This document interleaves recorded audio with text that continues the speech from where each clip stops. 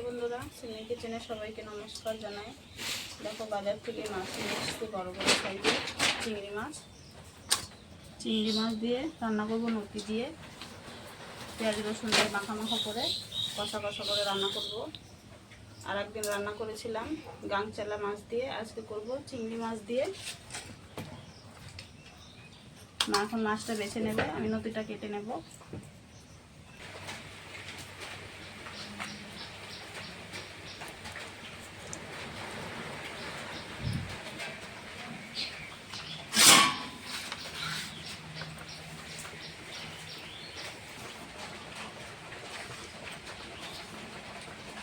মা মাছটা বেছে নিয়েছে, ধুয়ে নিচ্ছে, আমি নতিটা কেটে নিচ্ছি। নতি কাটতে টাইম লাগে।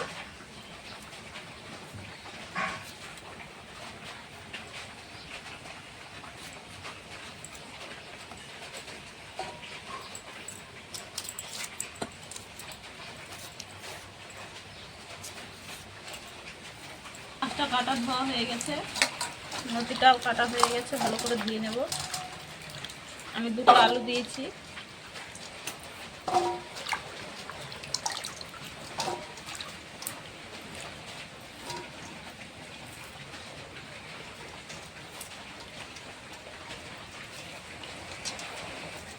মাছটা কাটা দেওয়া হয়ে গেছে, এখন মাছটা ভেজে নেব।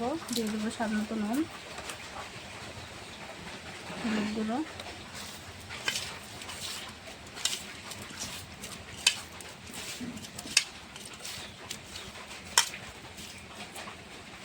মাছ ভাজার জন্য কড়াতে দিয়ে দিচ্ছি সরষের তেল। তেলটা গরম হয়ে গেছে,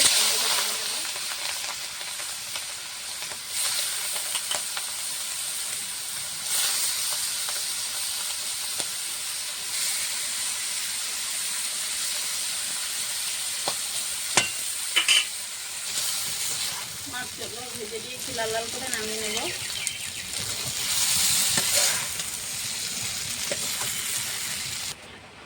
ফোড়নে দিব তেজপাতা, শুকনো লঙ্কা, কালো জিরে।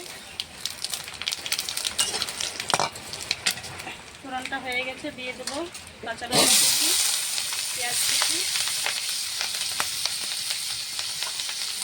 গোটা রসুন,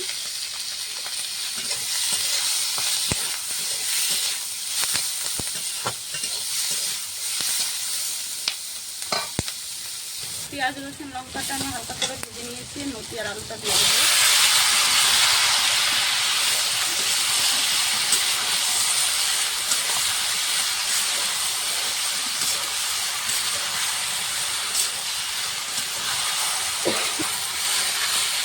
নতিটা দিয়ে নেড়ে চেড়ে দিয়ে দেবো স্বাদ মতো নুন,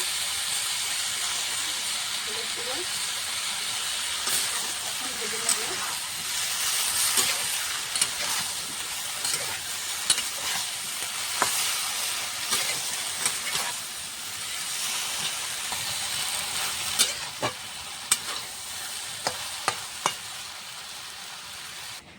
একটু আদা জিরে বাটবো, আদা জিরে বাটা দেব নতির তরকারিতে।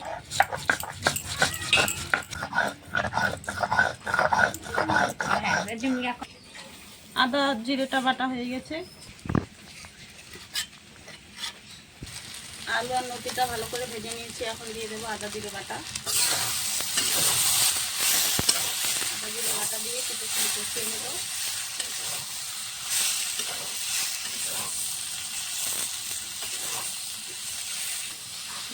আদা জিরে বাটাটা দিয়ে ভালো করে কষিয়ে নিয়েছি, হালকা করে জল দেবো।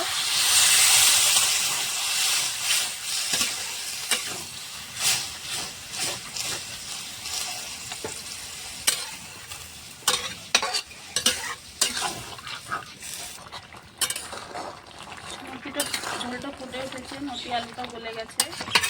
ভেজে রাখা মাছগুলো দিয়ে ভালো করে কিছুক্ষণ ফুটিয়ে নেব।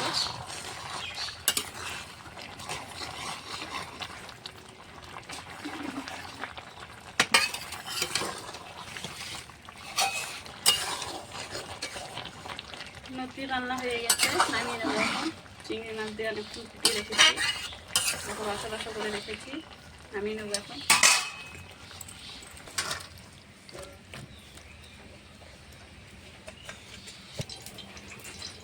দেখো কচুরলতি দিয়ে চিংড়ি মাছ দিয়ে কষা করে রান্না করেছি। তোমাদেরকে যদি এই রেসিপিটা ভালো লাগে অবশ্যই লাইক কমেন্ট শেয়ার সাবস্ক্রাইব করে দেবে। আজকে মনে হয় রান্নাটা এই